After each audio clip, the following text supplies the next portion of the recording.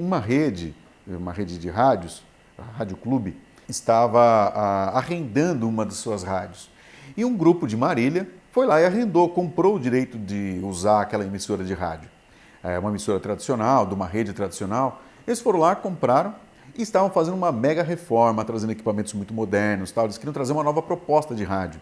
E nós estávamos montando uma nova programação, fizemos um investimento lá na emissora, mudamos de endereço, fomos ali para a Rua Aimorés com a Tamoios, e uma nova proposta com novos equipamentos.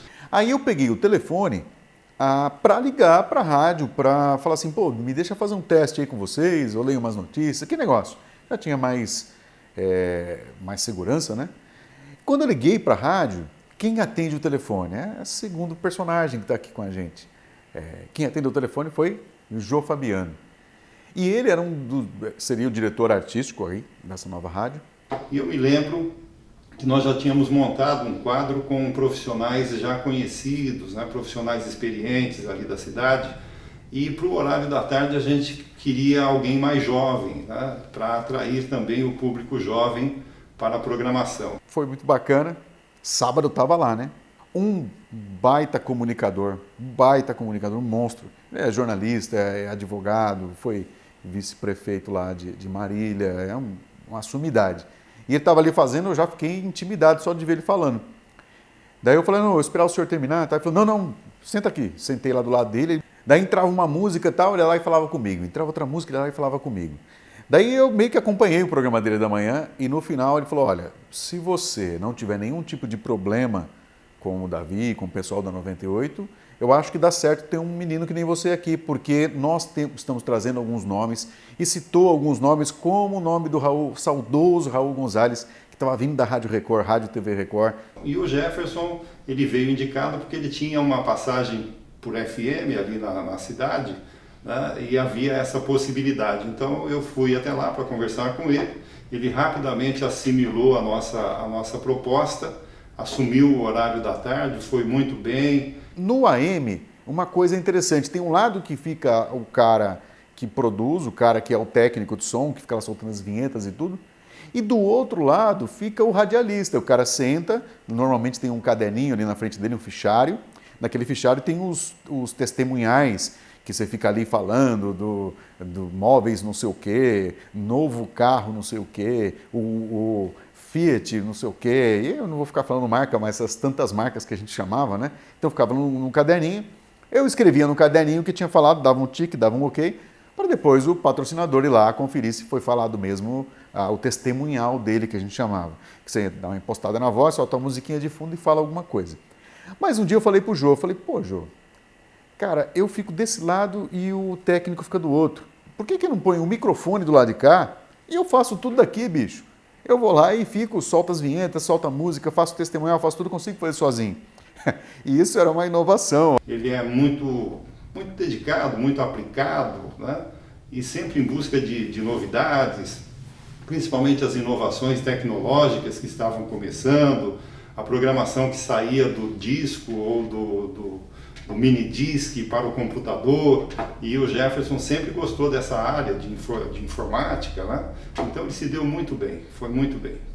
Fazia tudo gravado, tudo por rolo, tudo por disco, tudo por CD, MD, mas eu conhecia uma tecnologia que podia automatizar a rádio via MP3 e ficar tudo feito no computador. E também a gente fez esse trabalho, foi uma inovação para a época de mais uma rádio de AM, que o povo estranhava muito. Primeiro, em não ver um operador de som. Segundo, em ver a rádio trabalhando sozinha, que aquela programação em MP3 nos dava essa possibilidade. Então, essas foram duas oportunidades de inovação, de busca, de conhecimento para aplicar ali no negócio, que foram totalmente diferenciais. E hoje todas as rádios trabalham assim. Nós estamos falando de 99, 2000, para a virada da década aí para a nova década. Então, era realmente algo muito disruptivo. E ainda dessa fase de Rádio Clube, ainda dessa fase de Jô Fabiano, o meu diretor do momento, tem um acontecimento que era muito legal. A gente, a minha cabeça, o que eu queria estar lá. Eu queria estar gravando, eu queria fazer parte daquele negócio todo.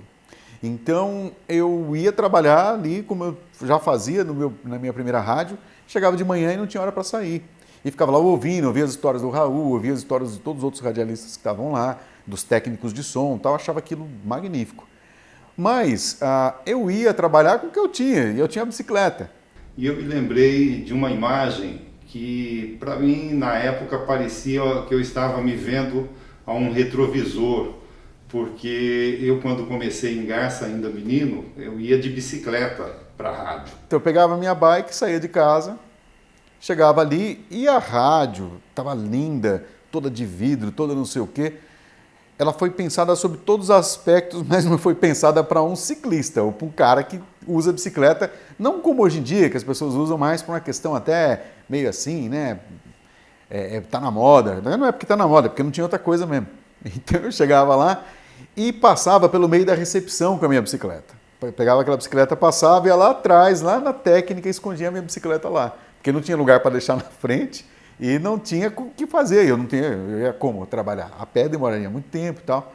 Eu ia de bike, gostava, eu não pensava nisso.